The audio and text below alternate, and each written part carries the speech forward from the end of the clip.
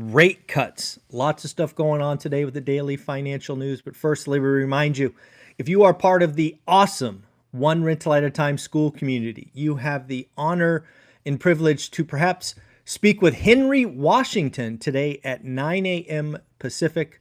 Henry Washington will be in our school community. Don't worry if you can't make it because of, that dreaded job. It will be recorded and uploaded today, so you could watch the hour session later. So again, the school community is the spot to be. It is where we bring you excellent guests and interviews that you can actually raise your hand, ask questions, put comments, whatever you would like.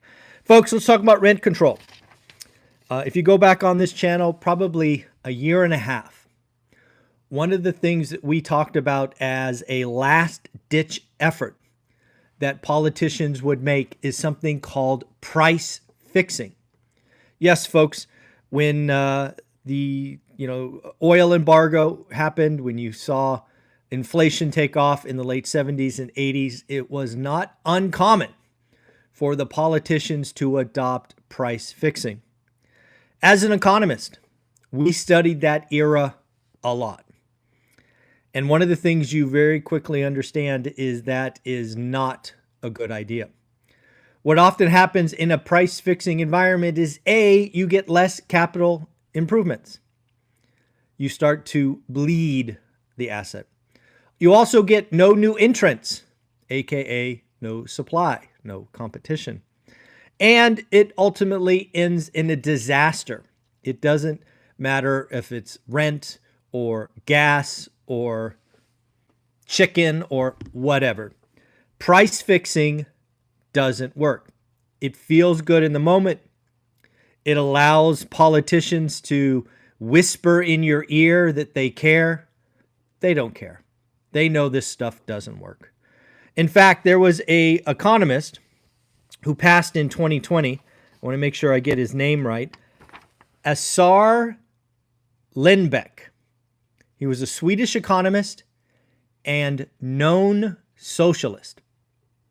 The person who said the following quote was a socialist.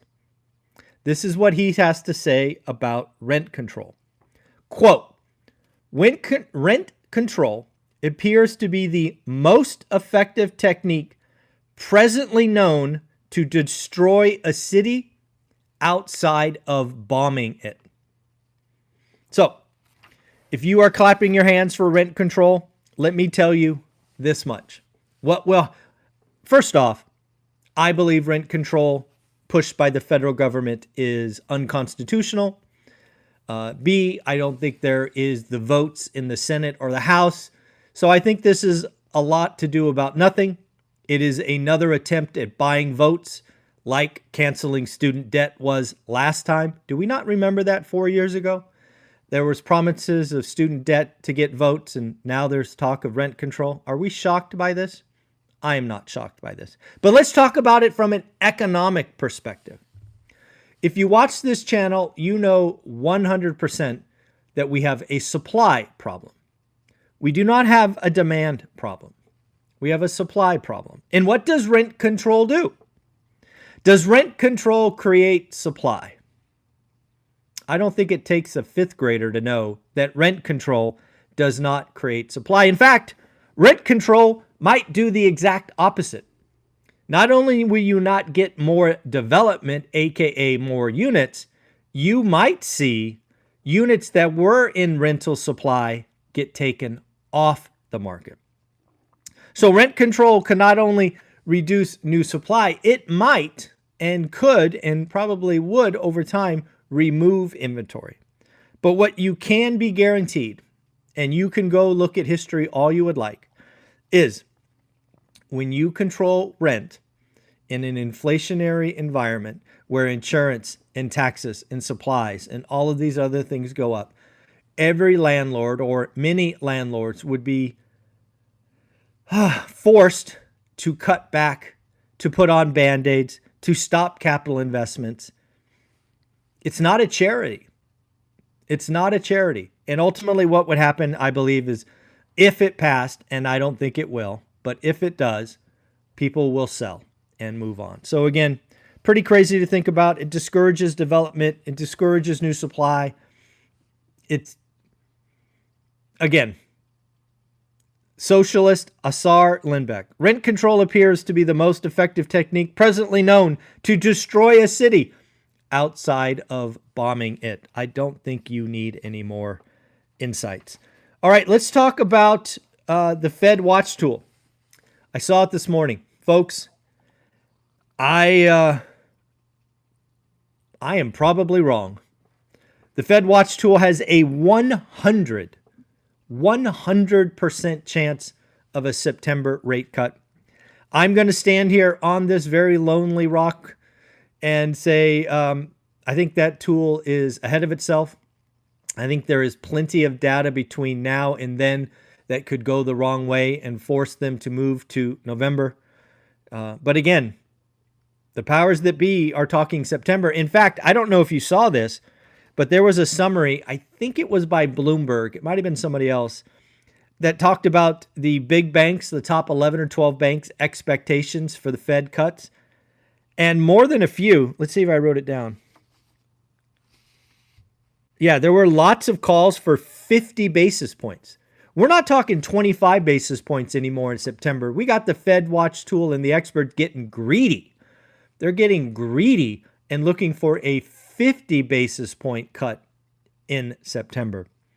I personally think we will know a lot more at the end of July. I believe July 31st, we get the Fed statement.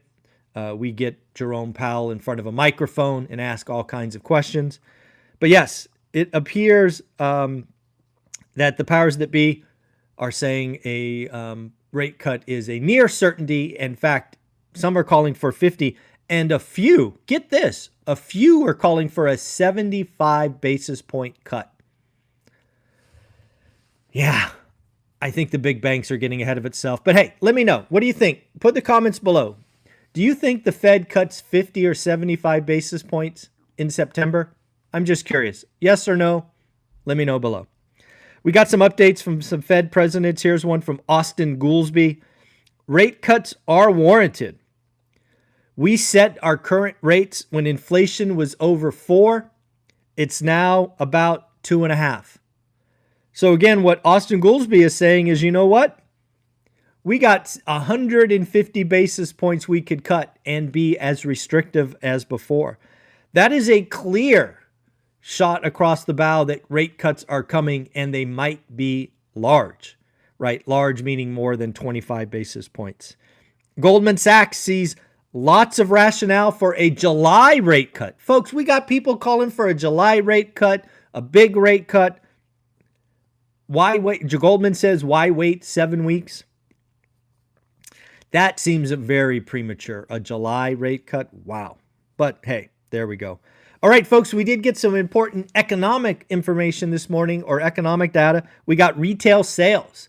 What is going on with the consumers? Are we breaking out the charge card? Are we depleting our savings? Retail sales was expected to be down negative 0.3. It actually came in at even or flat.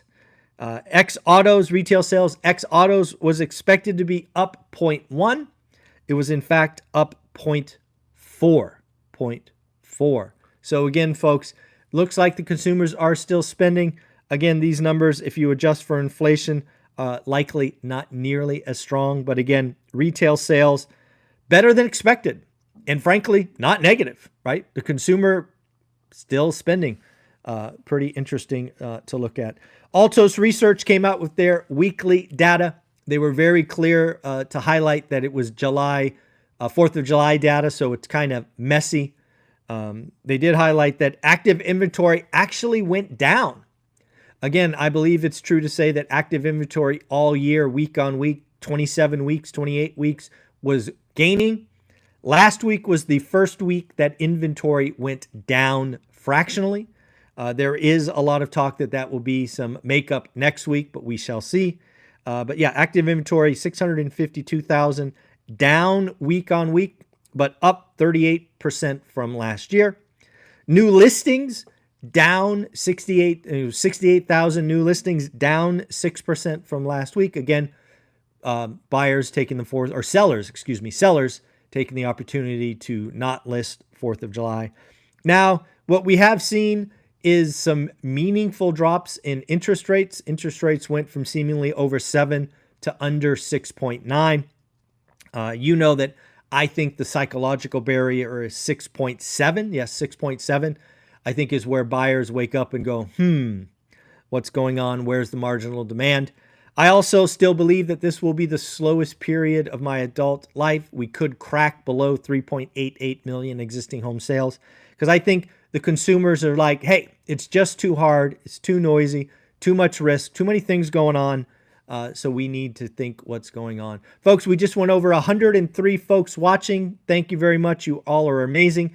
We've got 15 thumbs up. The more thumbs up we get, the better opportunity YouTube will send this video around, this live stream around. So if you want to hit that thumbs up and get some more people watching, that would be great. What else happened that we noted? We got some earnings. We're getting some more big bank earnings. We got Bank of America, beat top line, beat bottom line, better investment banking. Same with Morgan Stanley, beat top line, beat bottom line, Ray in good investment banking. Charles Schwab missed on revenue, but beat on earnings. And then we start going to smaller banks. PNC Financial missed on revenue, missed on earnings. I really think what we need to acknowledge just between us is the big banks are going to be fine. The big bank, the top 8 banks, the 7 banks, whatever they are, they're going to be fine. The fireworks start next week when we get regional banks. What is going on with loan loss reserves? What is going on with foreclosures? What is going on with all of that pain? A couple more things to round out this daily financial news. We had a survey from Bankrate, a Bankrate survey, talking about side hustles. Apparently, 36% of you, or 1 in 3 adults, have a side hustle. That's interesting. The average monthly income from a side hustle is $891. You got to remember, folks, anytime somebody quotes average, it can be distorted by the folks at the top and the bottom. So the median income from a side hustle is $250 a month. Apparently, according to this survey, which was almost 2,500 people strong, 25% make less than $50 a month on their side hustle, while 9% make more than $2,000. Pretty crazy. And then the final thing to talk about, folks, it looks like Zillow is calling their shot. Zillow says that homeowners are twice as likely to sell if their mortgage rate is over 5%. Why is that important? Folks, the move-up buyer. The move-up buyer is an important part of our housing market. It has been broken for a year and a half. Right now, with mortgage rates hovering about 6.85%, it really only makes sense for homeowners with 5% or above to sell and move up. If we saw 100 basis points drop in Fed rate, if we saw a collapse in the spread, which currently is 80 points higher than normal, we could get mortgage rates in the 5s. It's not what I'm calling. I'm just doing the math for you. Then what I think you would happen is anybody with a 4% mortgage would think about moving up. There are a lot of people that got into a home that feel stuck. And in order to feel unstuck, it is my belief that you need to have mortgage rates within 1 point, maybe 1.25 points of your existing mortgage, and then you would consider selling and trading up.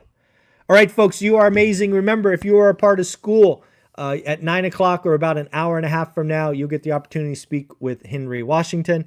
If you are not part of school, you have about 90 minutes to join, $20 a month. You can see that live, ask questions, interact with Henry and I. If you're busy during the day, don't worry. It will be recorded. My intention is to get that up so you can watch it this evening after work. Folks, you're amazing. Take care of yourself. Don't forget to like, subscribe, comment, tell your friends about One Rental at a Time. Later.